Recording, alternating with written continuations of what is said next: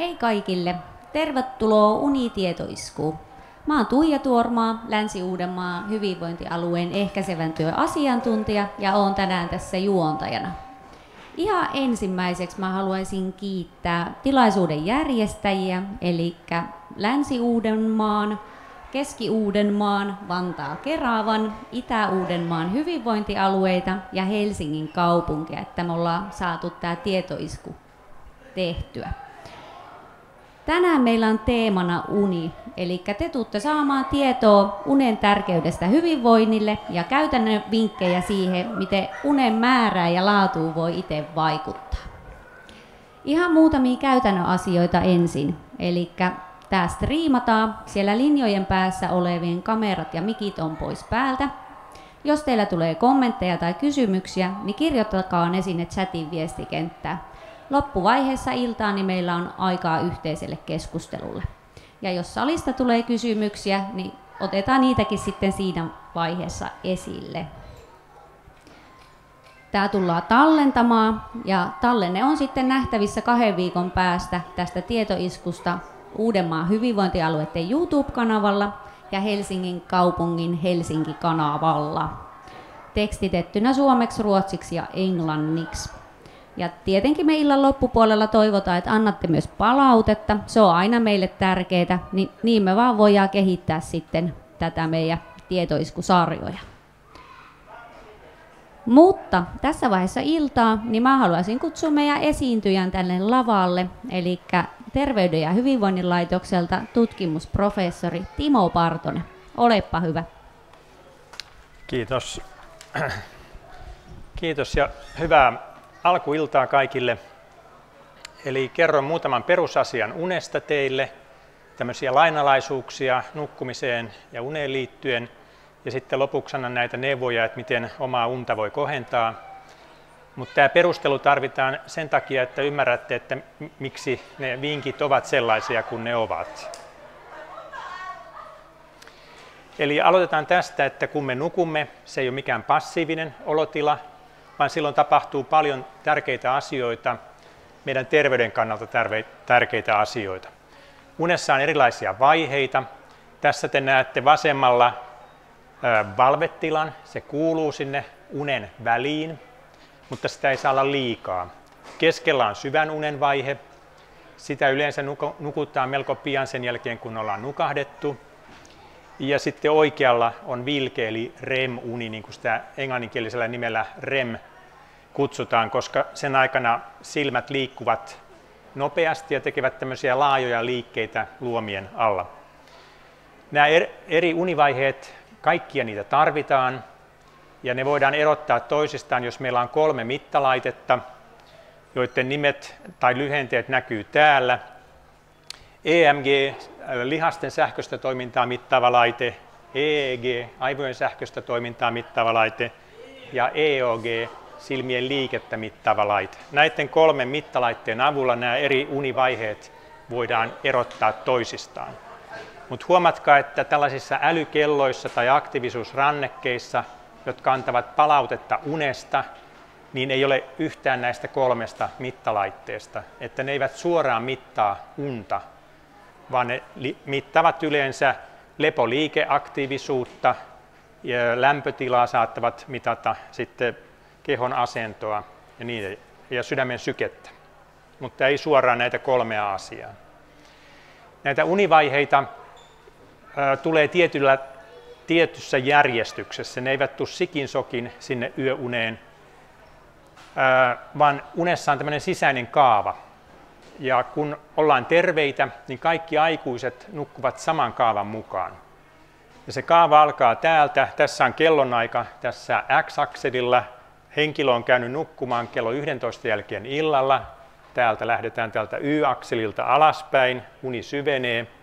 Melko pian nukahtamisen jälkeen uni syvenee ja aletaan nukkua tätä syvintä univaihetta. Sitä nukutaan aikansa, sitten uni kevenee ja sitten alkaa ensimmäinen vilke eli REM-unen vaihe. Nämä mustat poikkipalkit kuvastavat tätä vilke eli REM-unen vaihetta. Ja tämä on tämmöinen univaihesykli ja sitten se toistuu yöunen aikana 4, 5, 6 kertaa, miten kullakin, riippuen siitä, kuinka pitkä luontaisesti yöuni on. Yöunen alkupuoliskolle tulee kaikki tämä syvin uni. Sitten puolivälissä yöunta tapahtuu selkeä muutos. Tämä jälkipuolisko yöunesta on selvästi kevyempää. Siellä on vain tämmöistä kevyttä perusunta tai sitten tätä vilke- eli REM-unta. Ja niistä molemmista sitten herätään usein. Monta kertaa yön aikana herätään lyhyesti, mutta yleensä nukahdetaan nopeasti uudelleen. Eli sieltä unesta voidaan löytää tämmöinen torkevaihe. Sitä on hyvin vähän, se on aina siinä valveen ja unen rajamailla. Sitten on tätä kevyttä perusunta, sitä on eniten meidän yöunesta, syvää perusunta. Ja sitten on tätä vilkeunta, jolloin nähdään näitä unikuvia, jotka noudattavat usein tämmöistä surrealistista juonen kulkua. Ja valvetta. Kaikkia näitä tarvitaan, jotta se uni toteuttaa tämän oman sisäisen kaavansa. Ja on ihan luontaista, että uni katkeilee ja kevenee puolivälinsä jälkeen. Se kuuluu asiaan.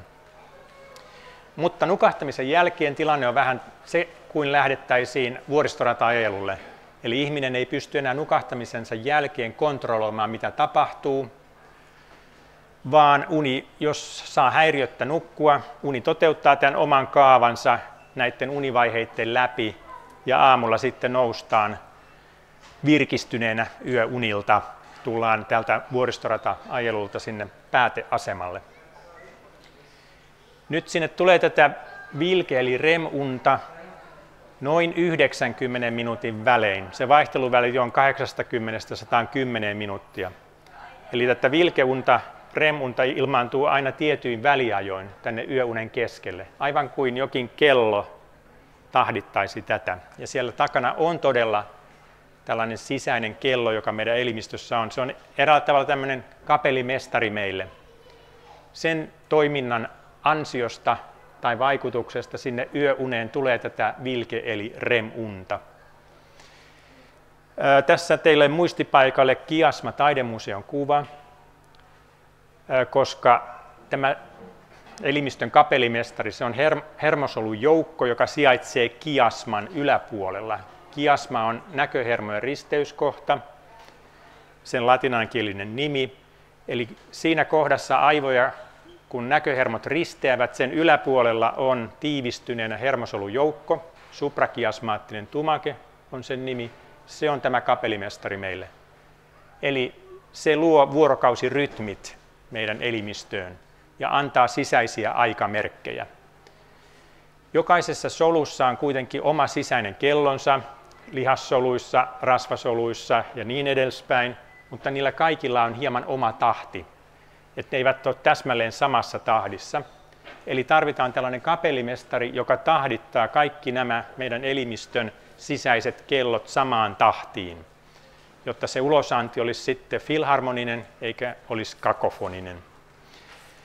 Ja tästä kapellimestarin toiminnasta voidaan määrittää tällainen yleinen vuorokausirytmi elimistöön. Esimerkiksi ruumiin lämpötila noudattaa kauniisti tämmöistä omaa vuorokausirytmiään, ja se ei ole täsmälleen 24 tuntia. Ulkoinen kello kertoo meille, että vuorokaudessa on 24 tuntia, mutta meidän elimistö kertoo, että niitä tunteja on sama määrä yleensä, mutta minuutteja hieman enemmän. Eli yli 30-vuotiailla ihmisillä sisäinen kello jätättää joka vuorokausi muutamalla minuutilla. Naisilla keskimäärin 5, miehillä keskimäärin 11 minuuttia. Ja tällä on merkitystä sille, kuinka hyvin tai huonosti me nukumme.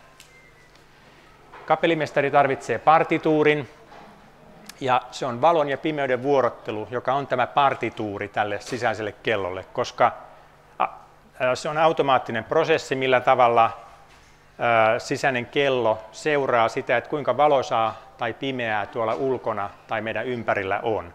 Ja sen mukaan tahdittuu noudattamaan tätä partituuria, jotta osaa tahdistaa kaikki nämä sisäiset kellot meidän elimistössä.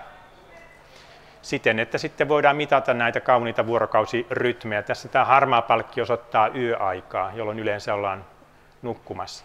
Monet hormonit noudattaa tietysti omaa vuorokausirytmiään. Tässä on nyt koottuna muutama hormoni, joita tuotetaan runsaasti vain yöllä, ei muuna aikana vuorokaudesta. Melatoniini, kortisoli, joka on tämmöinen keskeinen stressihormoni, kilpirauhasen toimintaa säätelevä hormoni ja sitten kasvuhormoni. Niiden tuotanto on runsaimmillaan yöaikana. Sitten kuinka unessa on ainakin 4 tärkeää asiaa, jotka on hyvä muistaa, jotka määrittää tätä hyvää unta. Yksi on määrä, eli riittävä unen pituus. Tässä on eri ikäryhmiä vasemmalta oikealle. Täällä on vastasyntyneet, sitten on sylilapset, taaperoikäiset, esikouluikäiset, alakouluikäiset, teini-ikäiset, nuoret aikuiset, aikuiset ja vanhemmat aikuiset. Ja täällä sinisellä pohjalla nämä valkoiset numerot kertoo sen suosituksen, kansainvälisen unisuosituksen mukaisen unimäärän, joka tulisi nukkua joka yö. Aikuisiällä se tarkoittaa 7-9 tuntia unta joka yö.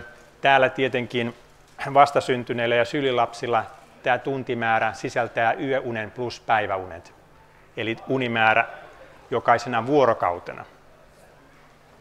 Eli 7-9 tuntia ja sitten vanhemmalla iällä 7-8 tuntia unta joka yö on se suositus. Sitten on unen laatu. Sen määrän lisäksi unen tulisi olla hyvä laatusta. Tässä on yksi tärkeä unen laadun mittari. Se on, että kuinka pitkään ollaan valveilla sen jälkeen, kun ollaan nukahdettu. Eli kuinka paljon sitä valvetilaa kertyy sinne yöunen sisälle. Tämmöisenä lyhyinä hereille havahtumisina, ja jos ne kaikki lasketaan sitten yhteen yöunen ajalta, niin kuinka paljon sitä saa olla. Eli täältä esikouluikäisistä vanhempiin aikuisiin sallitaan 20 minuuttia yhteenlaskien tätä valvetta, paitsi vanhemmille aikuisille 30 minuuttia. Mutta tietyllä ehdolla yli 5 minuutin mittaisia valveillaolojaksoja ei saisi olla kuin 1, ja vanhemmalla iällä enintään 2 yöunta kohden.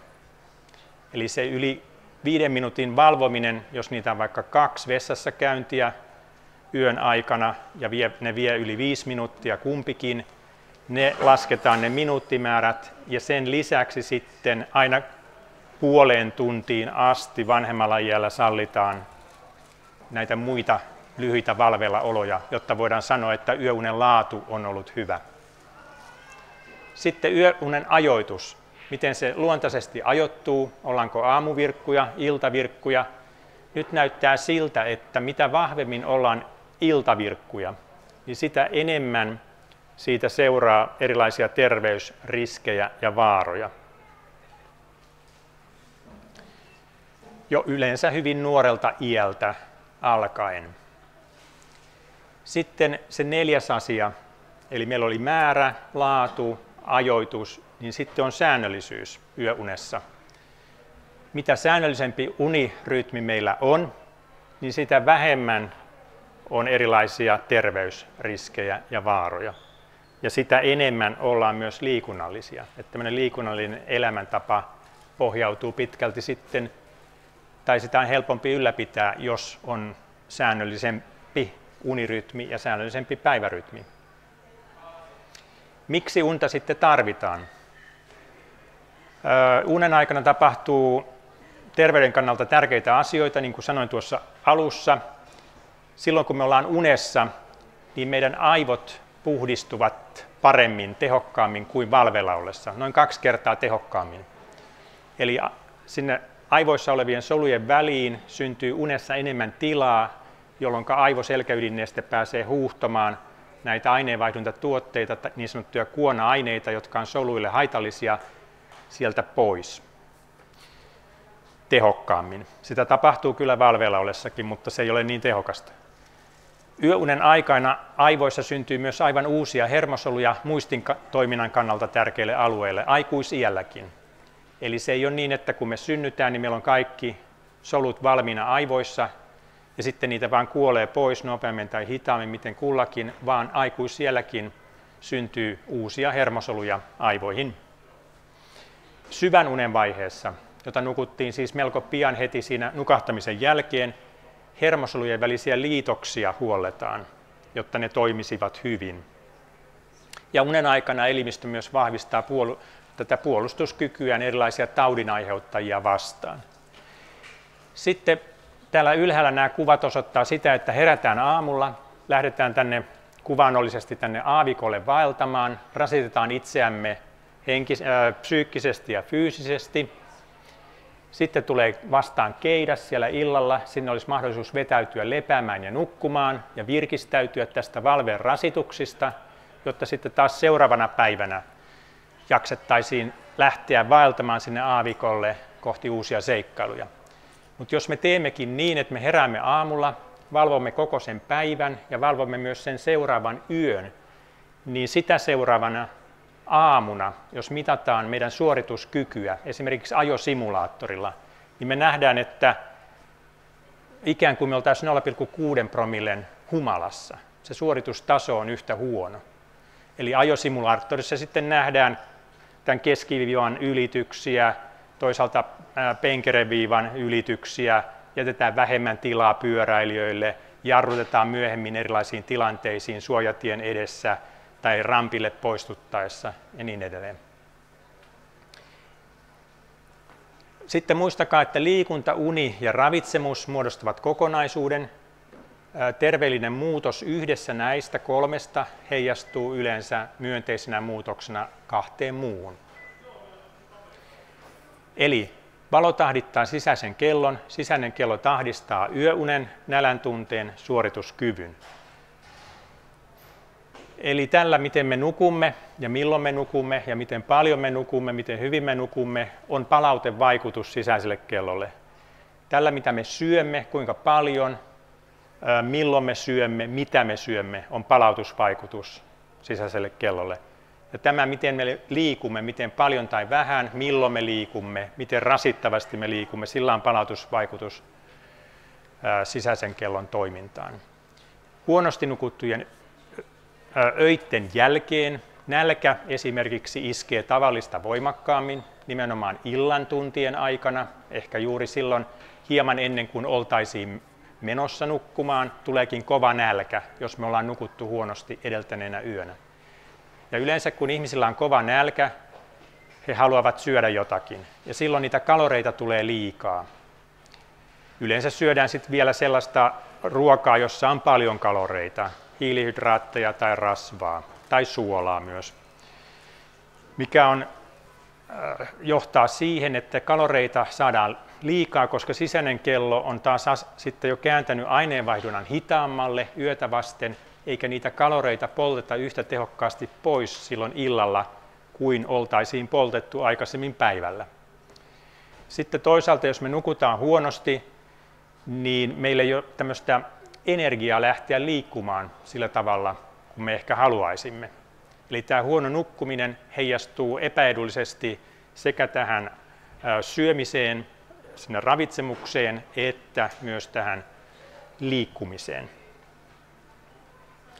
Mutta jos me korjaamme nukkumistamme, niin se yleensä heijastuu sit myös myönteisenä asiana, että nälän tunnetta on helpompi hallita, se ei iske niin yllättäen ja niin voimakkaana illan aikana, painonhallinnasta tulee helpompaa ja toisaalta psyykkistä ja fyysistä energiaa lähteä liikkumaan on enemmän, mikä myös sitten esimerkiksi auttaa painonhallinnassa.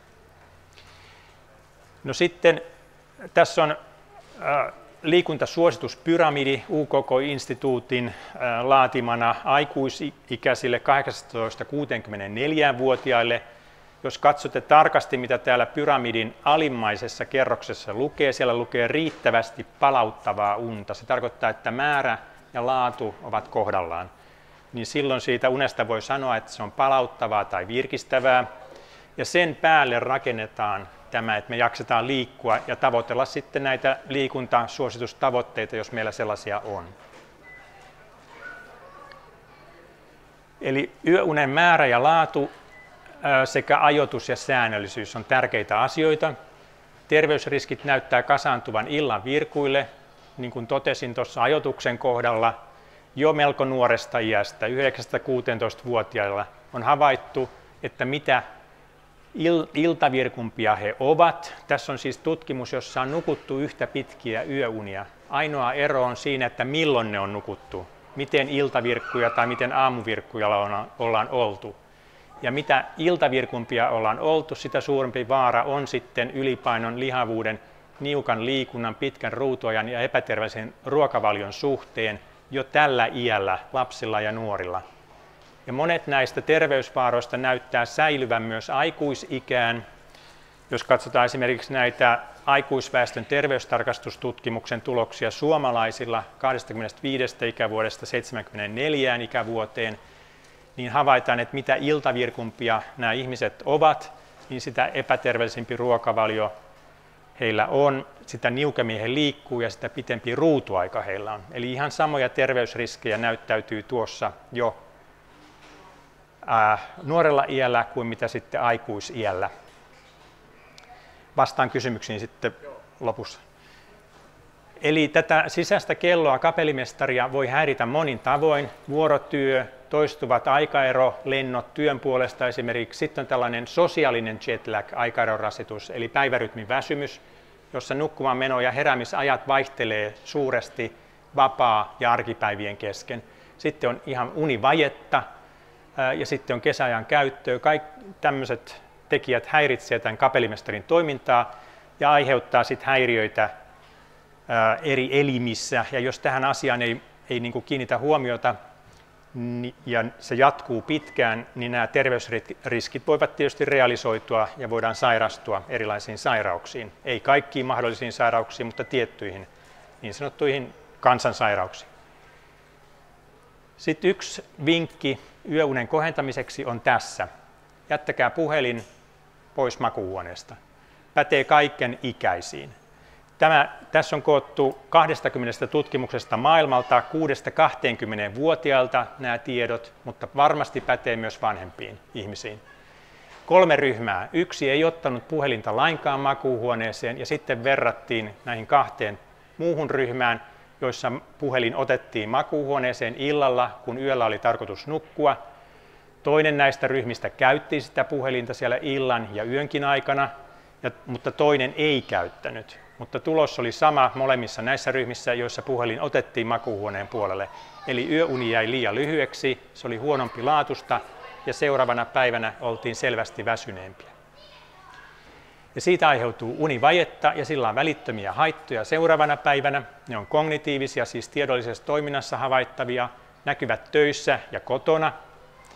Välittöminä haittoina toimintatarmo hiipuu, tarkkaavuus huononee, keskittymiskyky heikkenee, huomiokyky kapenee, reaktiot hidastuvat ja ärtyneisyys voimistuu.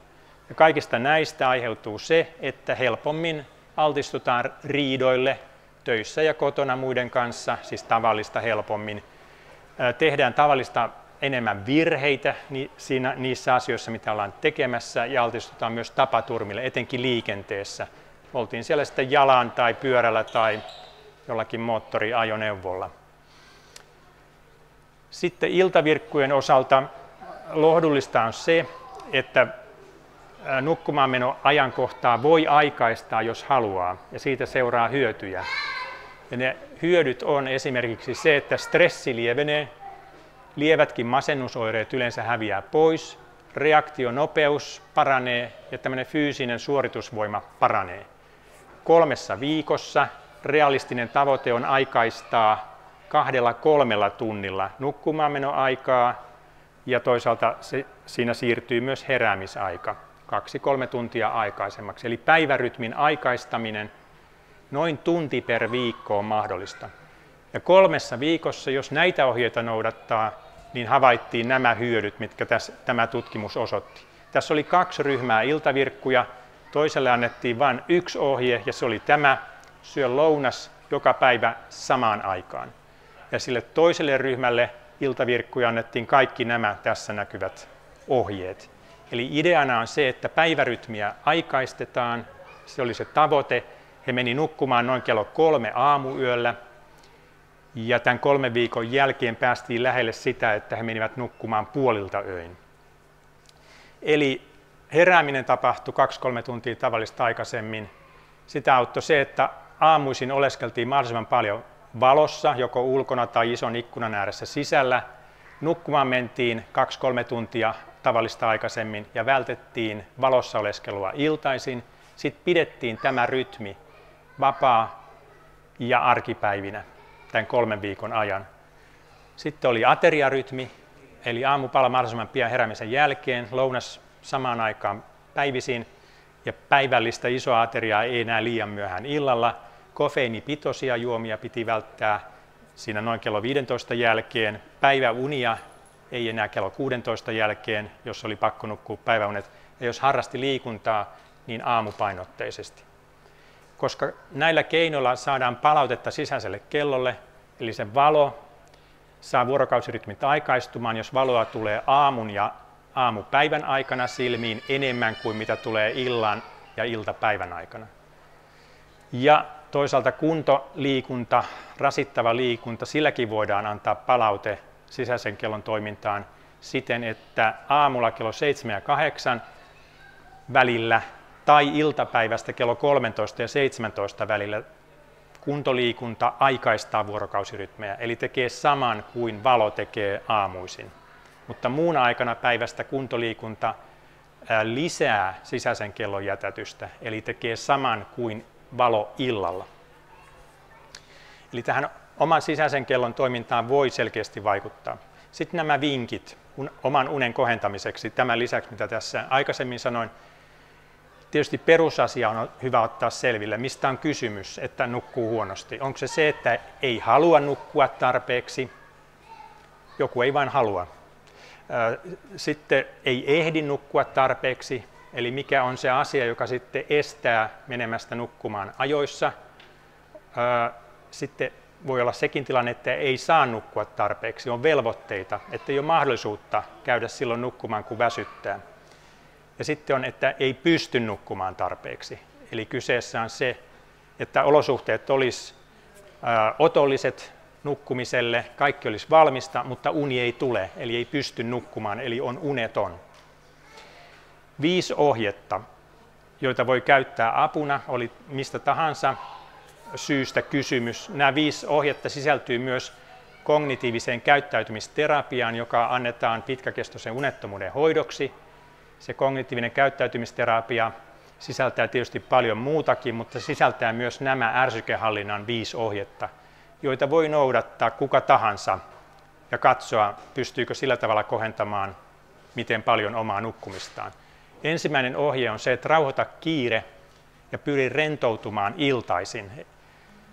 Löytämään paitsi iltarutiini, myös ehkä tämmöinen aktiivinen rentoutumiskeino, koska sen avulla tulee hieman väsyneeksi ja vuoteeseen illalla kannattaa mennä yötä vasten nukkumaan vasta silloin, kun on jonkin verran väsynyt. Ja viimeistään siinä vaiheessa, kun on selkeästi unelias.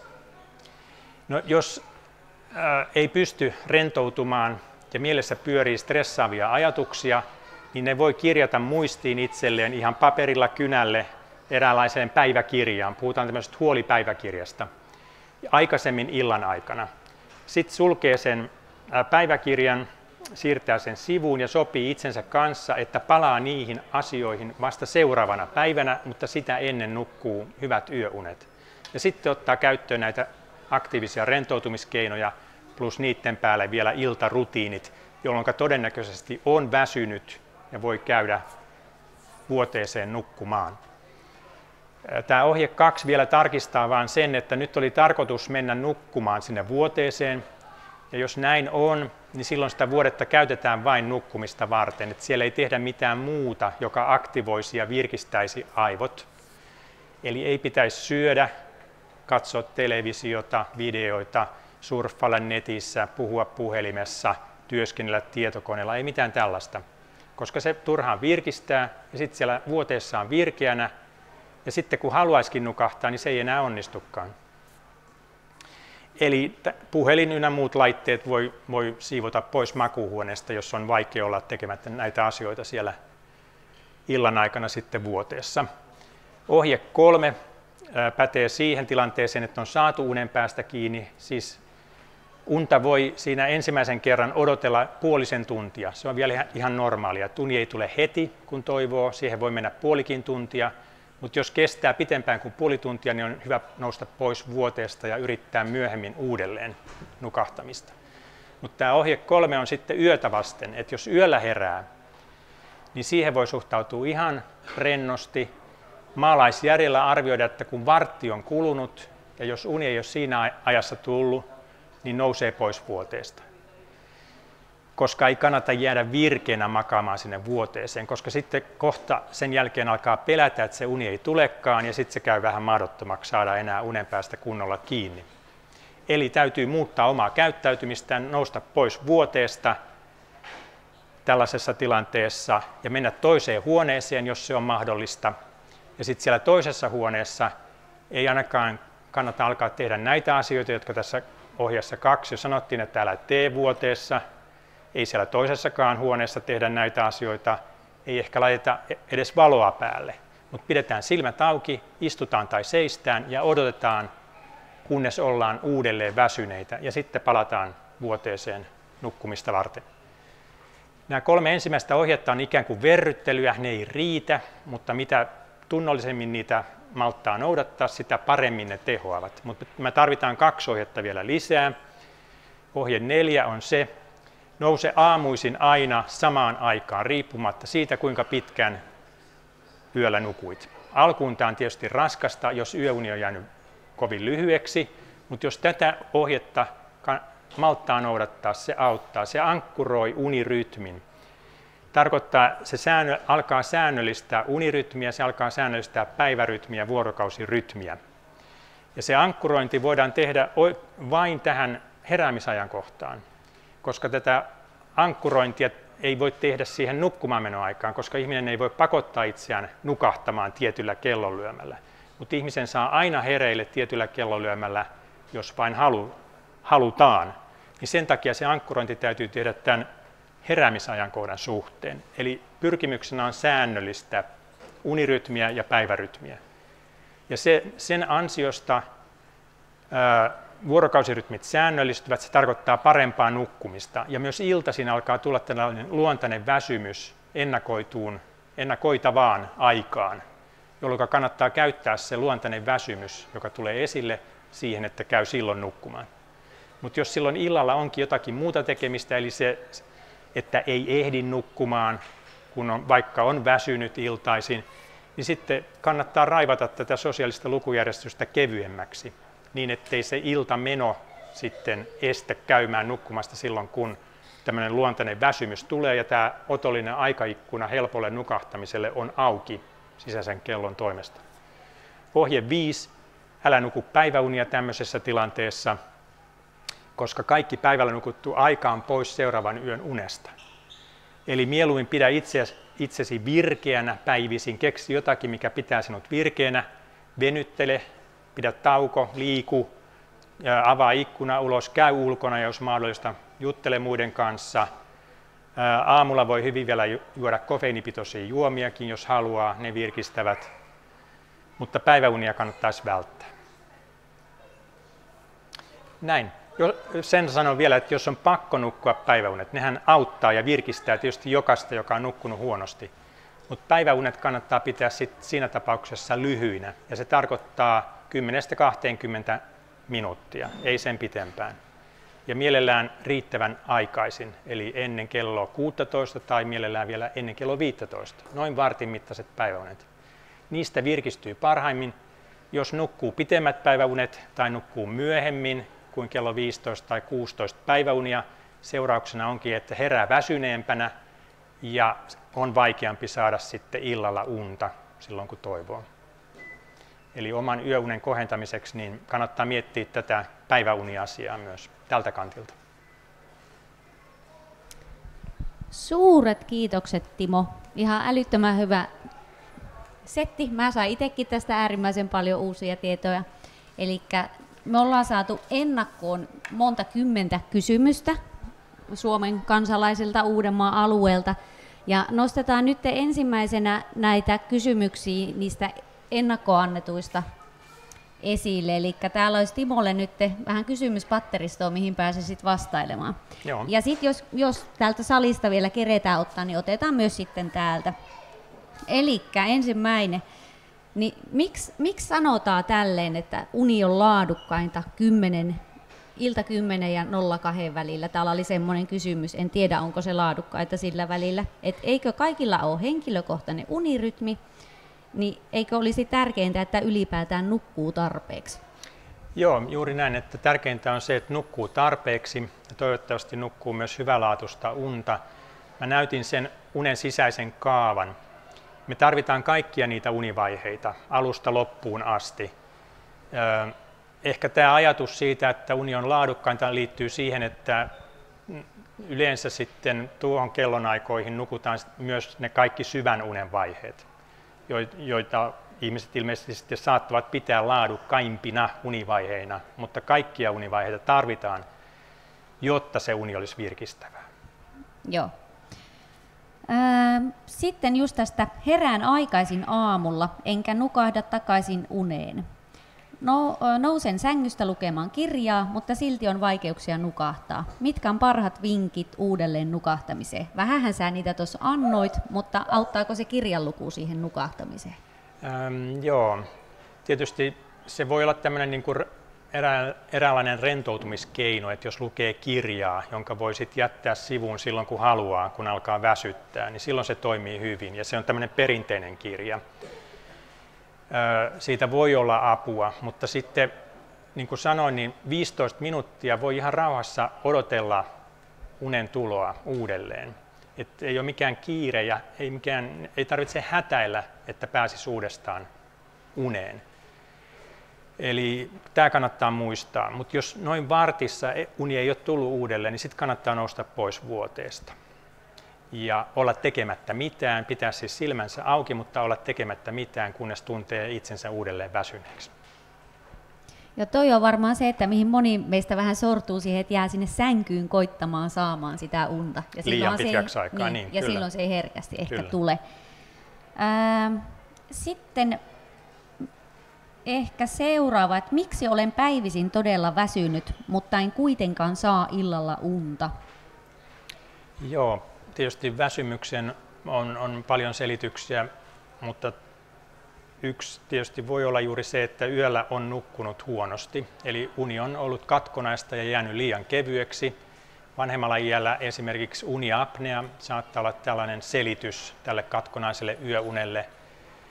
Tietenkin myös levottomien jalkojen oireyhtymä siinä alkuyöstä voi tehdä sen, että tämä unen sisäinen kaava ei pääse toteutumaan täysin.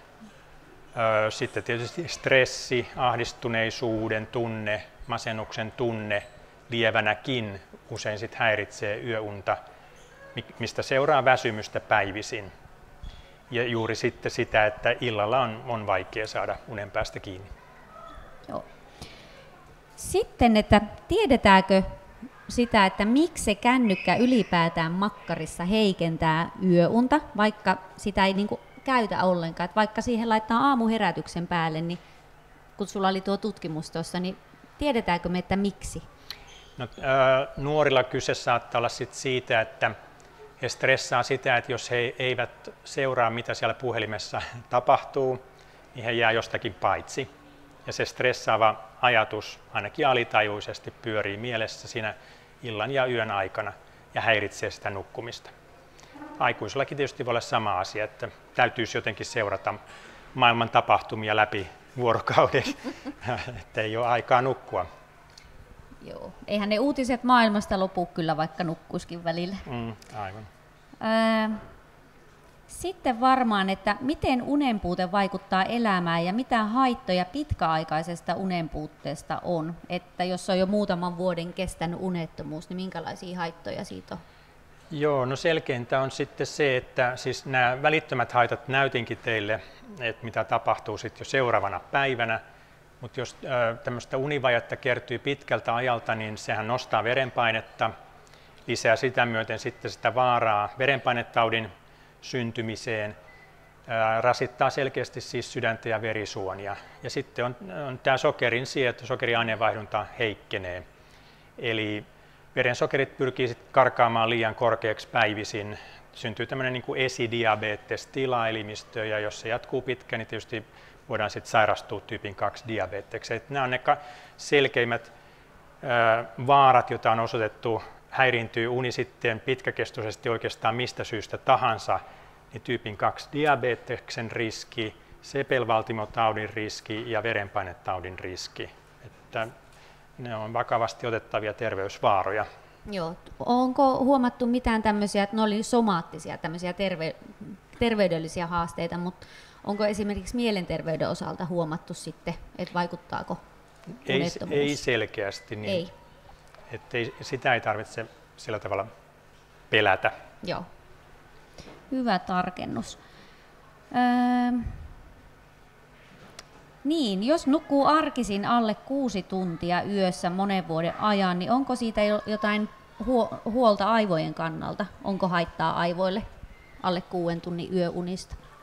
No nyt täytyy muistaa, että on luontaisesti lyhytunisia ihmisiä, joille mutta heitä on hyvin vähän. Että heille saattaa riittää hyvin 5 tunnin yöunet. Mutta sen oikeastaan saa selville vain sillä, että jos on mahdollisuus niin kun nukkuu eri pituisia yöunia, niin näkee suunnilleen, että minkä pituisia yöunia alkaa nukkua niin kun pitemmän vapaan aikana tai loman aikana. Ja kuinka virkeä sitten on näiden eri pituisten yöunien jälkeen. Et 5 tuntia voi olla tai 6 tuntia jollekin riittävä, jos herää suht virkeänä sen jälkeen aamulla ja sitten pysyy virkeänä sen koko seuraavan päivän ilman, että on tarvetta nukkua päiväunia tai et torkahtelisi tai nukahtelisi siinä ennen seuraavaa iltaa. Tämä on oikeastaan se ainoa keino, jolla voi niin kuin testata, selvittää itselleen, että kuinka pitkän yöunen luontaisesti itselleen tarvitsee. Mutta jos yöuni on liian lyhyt, niin se rasittaa siis verisuonistoa kyllä ja sydäntä. Ja sitä myöten myös aivoihin syntyy se vaara korkeasta verenpaineesta, aivoverenkiertohäiriöille. Joo. Sitten yksi kysymys liittyen koronaan, että tiedetäänkö, että pitkittyneen koronan vaikutuksista unen laatuun tai unettomuuteen, onko siitä mitään tutkimustietoa? Onhan koronatautiakin tietysti sitten tutkittu. Selkeästi häiritsee yöunta, niin kuin monet muutkin vakavat sairaudet sitä tekevät, että yhtä lailla siis yöunen laatu kärsii, voi ilmaantua unettomuutta, mutta tietenkin näitä unettomuuksia, johtuneet nyt mistä syystä tahansa, voidaan kyllä hoitaa. Ja se tehokkain hoito, sen pitäisi olla ensisijaisesti lääkkeetön, eli juuri tämä kognitiivinen käyttäytymisterapia, sen menetelmät, joista siis noin 5 ohjetta, ärsykehallinnan ohjetta sisältyvät niihin. Et se on jo hyvä alku, jonka jokainen voi tavallaan itselleen kokeilla, että onko siitä apua omaan huonoon nukkumiseen. Joo. Miten rauhoittaa ylivireä keho tai hermosto? Onko meillä jotain kikkakolmosia, jos käydään ylikierroksilla? No rasittava liikunta tietysti voi tehdä sen. Sitten sen jälkeen aktiivisia rentoutumiskeinoja, iltarutiineja. Niillä yleensä halutaan kierrokset alas. Se on sitten yksilöllistä, että etenkin nämä iltarutiinit voi olla hyvinkin yksilöllisiä, että ihmiset kyllä itse tietävät ja ovat kokeilleet, että mikä auttaa, niin kuin helpottaa heitä rentoutumaan tai rauhoittumaan, saamaan kierroksia alas. Niitä kannattaa tietysti käyttää silloin, kun on vaikeampaa nukkumisen suhteen. Mutta yleensä niistä sitten on apua joksikin aikaa, että sitten jos niin kun, käytössä on niin kuin useampia hyväksi havaittuja keinoja, niin niitä kannattaa sitten käyttää ensin yhtä ja sitten siirtyä toiseen. Niin sillä tavalla voi sitä tehoa ylläpitää myös näillä keinoilla. Joo. Liittyen tähän melatoniiniin, eli nukun melatoniinilla useasti viikossa, onko melatoniinilla haittavaikutuksia tai seuraamuksia keholle? Melatoniinista kannattaa muistaa, että sehän on siis käytössä unilääkkeenä, mutta saatavissa myös ilman reseptiä, kun sen vahvuus on alle 2 milligrammaa. Ja sehän tulisi ottaa yötä vasten viimeistään kello 22 ja mielellään säännöllisesti, jotta siitä saisi sen tehon irti, mitä siitä todennäköisesti sitten halutaan saada irti. Mutta se ei ole yhtä tehokas kuin niin sanotut perinteiset unilääkkeet. Että melatoniini ei toimi sillä tavalla, että otetaan vain tarvittaessa, vaan sitä pitäisi ottaa sitten säännöllisesti, 2-3 viikkoa esimerkiksi. Mutta haittavaikutuksia ei ole ilmaantunut pitkässäkään käytössä, tarkoittaa useamman kuukauden mittaisessa käytössä. Lääkeyhteisvaikutuksia sillä saattaa kyllä olla tiettyjen lääkkeiden kanssa, että se olisi aina hyvä tarkistaa. Että jos käytössä on jo jotakin lääkettä ja sitten aloittaa melatoniinin käytön, niin ettei synny tämmöistä haitallista yhteisvaikutusta. Onko jotain yleisesti käytettyjä lääkkeitä, että mitä pitäisi välttää sen kanssa? No, selkein niin kuin varoitus on annettu verenohennuslääkkeestä varfariinista. Se on tämmöinen niin kuin vähän vanhemman polven verenohennuslääke, mutta hyvin yleisesti käytössä, niin sen suhteen.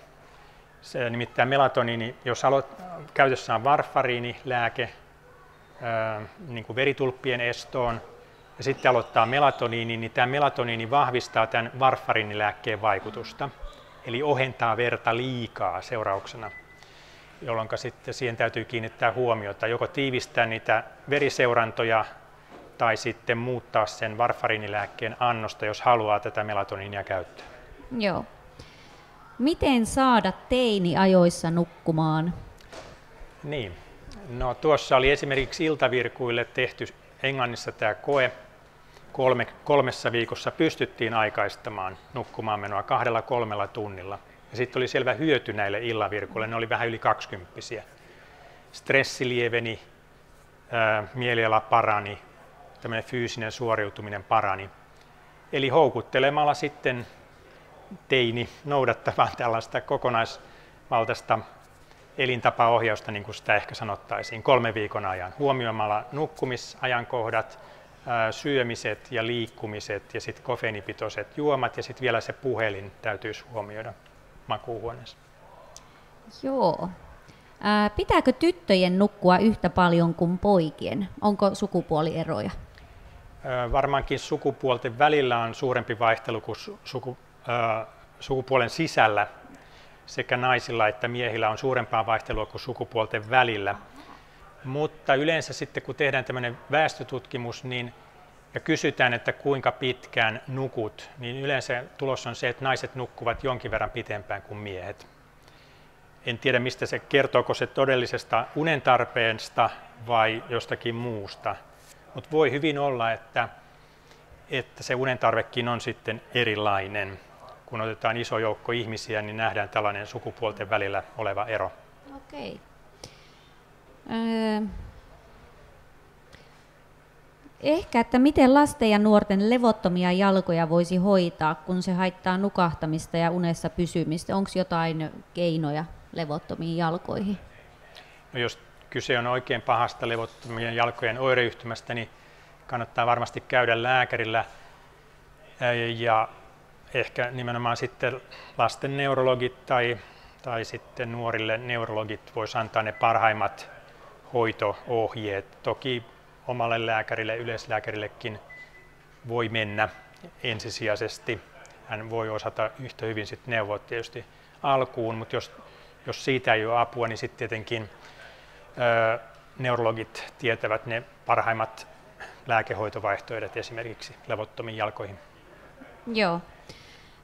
Sitten kysymys unihalvauksesta, että jollain on ollut, että varmaan nuorella iällä, että miten unihalvauksia voidaan estää tai hoitaa ja väheneekö iän myötä ja liittyykö unihalvaukset mielialaoireiluun vai esiintyykö erillisenä?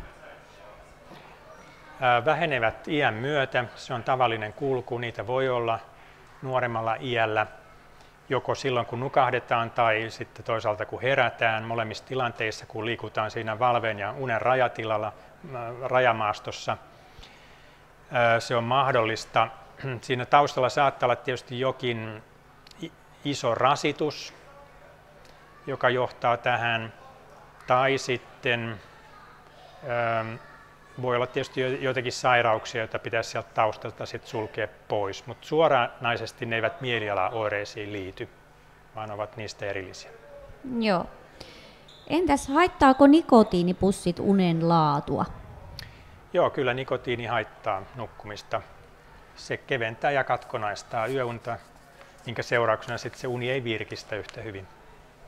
Joo, eli tässä kun nikotiinipussithan on äärimmäisen suosittuja tällä hetkellä, niin niitäkään ei sinne makuuhuoneeseen kannata varmaan tuoda. No, ei mielellään myöskään päivän aikana käyttäisi niitä. Että. Onko ylipäätään sitten justiin näistä nikotiini- ja kofeiinipitoisista tuotteista, niin kuinka iso se tuntiväli pitäisi olla niin siinä, että menee nukkumaan? Se on hyvin yksilöllinen, koska siihen vaikuttaa siis geeniperimä, millainen se kullakin on, että miten nopeasti kofeiinia sitten metaboloidaan, miten kiivas se aineenvaihdunta elimistössä on. Niin se vaikuttaa siihen, miten nopeasti tavallaan se kofeiinin vaikutus saadaan poistettua sitten, se virkistävä vaikutus elimistöstä. Mutta se voi olla hyvinkin yllättävää, että oikeastaan jos on kovin hidas aineenvaihdunta, niin se kofeiini viipyilee pitkään elimistössä ja se virkistävä vaikutus säilyy pitkään. Eli voi olla, että voi juoda kofeiinia vain aamulla, 2-3 kuppia, eikä sen jälkeen sit enää päivän aikana, jotta se ei haittaisi yöunta. Mutta sitten voi olla sellainen ihminen, joka voi juoda esimerkiksi kahvia, kofeiinipitoista kahvia, kuinka paljon vaan, eikä se tunnu vaikuttavan nukkumiseen juuri mitään. Että vaihteluväli on hyvin suurta. Näkyy vähän yksilöiden kesken. Onko sillä, mitä syön illalla, niin voiko se vaikuttaa uneen tai nukkumaan menoon? Kyllä voi vaikuttaa jo, että iso ateria, sit jos se sisältää nimenomaan hiilihydraatteja, yleensä se tarkoittaa, että hiilihydraatit kuitenkin virkistää ja iso ateria sitten voi tietysti aiheuttaa ruoansulatusvaikeuksia, herätellä sen takia, sitten tulee yleensä juotua jotakin myös ruoan kanssa, se voi sitten juoksuttaa vessassa yön aikana, että siitä voi seurata katkonaista yöunta. Ja niiden kaloreiden kertyminen sitten on se pitkäkestoinen vaara, mikä siihen liittyy. Eli jos syödään paljon nimenomaan iltaisin ja sitten käydään nukkumaan sen jälkeen, niin elimistö ei enää yhtä tehokkaasti polta niitä kaloreita pois silloin illan ja yön aikana, kuin olisi tehnyt, jos se sama määrä ruokaa olisi syöty aikaisemmin päivästä. Totta. Vaikuttaako jatkuva opiskelu tietokoneen ääressä aivoihin ja uneen? Oletan, että ei tarkoita sitä ilta-aikaista pelkästään, vaan ihan yleensä. No tietysti joo, tästä on puhuttu, että kyllähän se rasittaa tietysti aivoja eri tavalla kuin moni muu asia, jota ihmiset tekee päivällä. Tietysti sitten ne sisällöt voi olla stressaavia, siis ihan työtehtäviä voi alkaa mietiskellä sen takia pitempään iltaisin.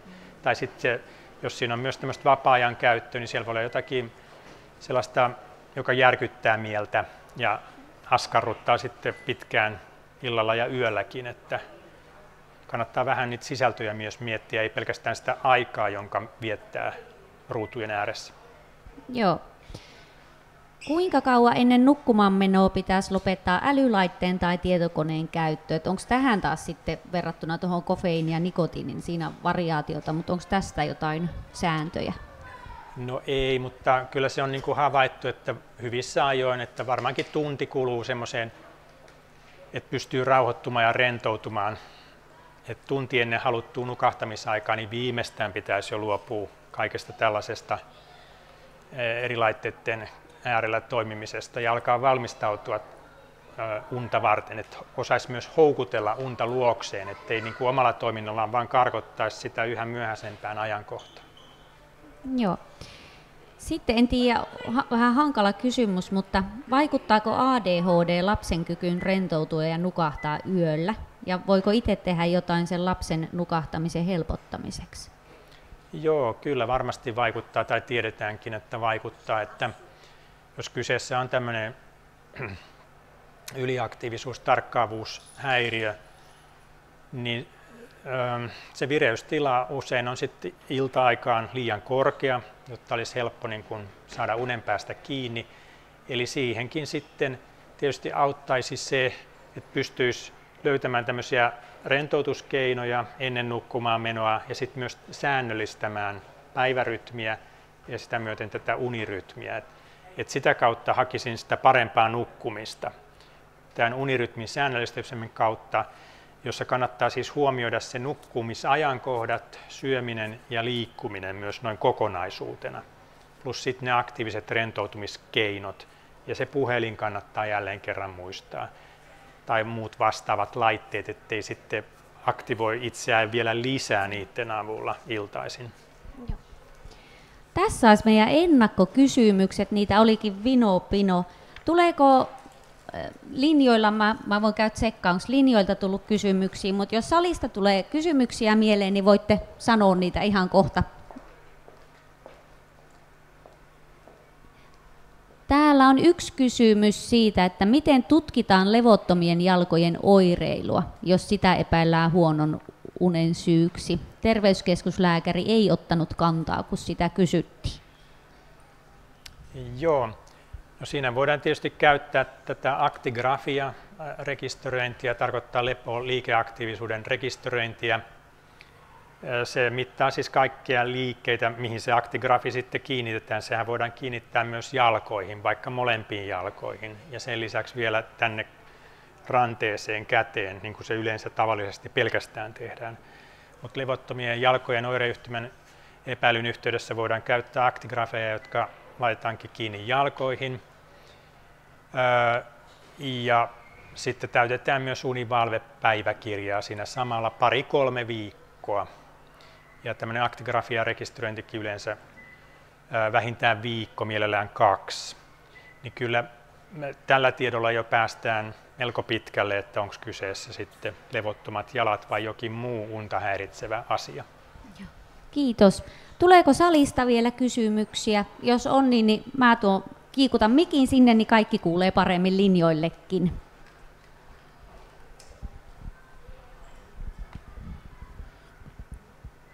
Monet lukee ennen nukkumaan menoa sanomalehteä tai kirjaa. Jos verrataan paperista sanomalehteä ja kirjaa verrattuna siihen, että lukisi samaa sisältöä kännykästä, niin pystytkö tarkentamaan, miksi kännykästä tai tabletista luettu olisi unelle haitallisempaa kuin paperilta? Joo, sitä on jonkin verran selvitetty. Tämmöinen paperinen kirja ja sitten toisaalta nämä niin kuin kirjojen lukemiseen suunnitellut varsinaiset lukulaitteet, niin niissä se valaistus ei ole kovin suuri. Paperisessa kirjassa tietysti ei lainkaan. Ja verrattu sitten muulla tavalla luettuihin teksteihin, että oli se sitten jokin niin sanottu tabletti tai tietokoneruutu tai sitten älypuhelimen näyttö, joissa usein sitten tietysti se valaistus on voimakkaampi, mutta se valaistus sinällään ei kyllä selitä sitä, koska sellaisen ruudun ääressä pitäisi sitten olla vähintään niin kuin 2 tuntia, jotta sillä olisi vaikutusta esimerkiksi melatoniinin määrään verenkierrossa, jolloin sellaista luontevaa väsyttävää vaikutusta melatoniinista ei tulisi. Eli jos lukeekin tämmöisen kirkkaasti valaistun ruudun äärestä vähemmän kuin 2 tuntia, niin sillä ei pitäisi olla vaikutusta tähän melatoniiniin. Sitä on kyllä verrattu, ja jostain syystä tällainen ero on kyllä nähtävissä, että jos ei se ole perinteinen paperinen kirja, vaan jotakin muuta, niin se uni häiriintyy helpommin. Mä en tiedä, onko siinä sitten se, että kuitenkin se mahdollisuus sitten selailla tai siirtyä johonkin muualle sillä älypuhelimella tai tietokoneella tai tabletilla on mahdollista. Tai sitten sinne tulee jotain viestejä samaan aikaan, kun on lukemassa sitä tekstiä. Niin se alkaa sitten askarruttaa aivoja ja sitten mennään vähän ylikierroksille siltä osin. Yksi keretään vielä nopeasti. Sinulla oli siinä. Ennen kaikkea kiitos loistavasta asiantuntijalausunnosta. Ja ainahan jossain vaiheessa mennään niin kuin Darwiniin tai uskontoon. Ja nyt mennään kehitykseen. Eli mehän ihmisapinoina vasta ollaan vähän aikaa sitten päästy puusta alas. Ja eläimethän nukkuu sillä tavalla niin kuin muutamia tunteja ja se on hyvä unta. Sen jälkeen he heräävät ja katsovat, että onko se turvallista enää. Ja sen jälkeen taas jatketaan. Eli onko se tavallaan illuusiota se, että meidän pitäisi nukkua sellainen hyvä niin 6, 8, 10 tuntia niin kuin yhtäjaksoisesti. koska monethan tekee semmoisia niin kuin ennen kaikkea vanhemmalla iällä, niin kuin minäkin, muutaman tunnin niin kuin trippejä. Ja kysymys on kai siitä, että kuinka usein päästään siihen syvän unen vaiheeseen. Joo, kyllä se osittain liittyy siihen nimenomaan näihin univaiheisiin, että vasta tämmöinen niin kuin pitempi yhtäjaksoinen uni mahdollistaa sen unen sisäisen kaavan toteutumisen. Eli että sinne tulee niin kuin useampia kaikkia niitä tarvittavia univaiheita, ja ne vie oman aikansa, jotta niitä ehtii tulla. Ja ihmiselle se nyt tarkoittaa, että jos se univaihesykli on noin 90 minuuttia kestoltaan, se voi olla 110 minuuttia joillakin, mutta noin 90 minuuttia. Eli 2 sellaista tarkoittaa 3 tuntia, ja se on liian vähän ihmisille. Että se ei riitä, että jos sen verran nukkuu. Eli tarvitaan useampia univaiheita, ja on havaittu, että kun sitten niitä univaiheita on 4, 5, 6, niin yleensä silloin ihmiset pysyy terveempänä pitempään vanhempaan ikään asti. Eli kuitenkin liian lyhyt uni ja toisaalta liian pitkä uni, se tapahtuu usein sit vasta kun on jo sairastuttu johonkin sairauteen ja elimistö yrittää niin kuin kerätä voimavaroja sen pitkän unen avulla, niin ne voi olla haitallisia. Mutta tätä ei ole siis päästy oikeastaan testaamaan, tätä mitä kysyit. Eli jos joku pystyisi jakamaan nukkumisensa, että nukkuisikin 4 tunnin tai 5 tunnin pätkiä 2 kappaletta vuorokaudessa, että jakaisi sen niin kuin 2 tämmöiseen suht pitkään jaksoon ja noudattaisi sellaista uniaikataulua vuosia eteenpäin, niin miten se näkyisi terveydessä? Me ei tiedetä vastausta, koska ei sellaista koetta, tutkimusta ole pystytty tekemään tähän päivään mennessä. Voisiko se tehdä ihmisapinoille? Niin, ihmisapinatkin. Mä en siihen nyt, se menee sitten eläinlääketieteen puolelle tai sinne, että mä en tiedä, niitä on toki seurattu niiden luonnollisissa elinympäristöissä, mutta en nyt tarkkaan osaa sanoa, että miten niillä jakaantuu se uniaika vuorokauden, jos katsotaan sitä kokonaiskestoa sit vuorokautta kohti. En osaa sanoa, mutta eläinten nisäkkäiden keskenhän on suurta vaihtelua, miten pitkään vuorokaudessa nukutaan. Aasi, hevonen, lehmä ynnä muut, nehän nukkuu tosiaan semmoista 4 tuntia vuorokaudessa. Ja ihmisapinat jotakin 10 tuntia vuorokaudessa, mutta miten ne jakaa sen sitten, se 10 tuntia? Onko se 8 tuntia yöllä ja 2 tuntia päivällä vai? Niin, kyllä joo. Tietysti se kuumuus ja lämpö ynnä muut luonnonolosuhteet sit määrittää sitä, että milloin on hyvä nukkua. Joo, kiitos kysymyksistä. Meillä alkaa ilta lähentelee tässä loppua. Niin...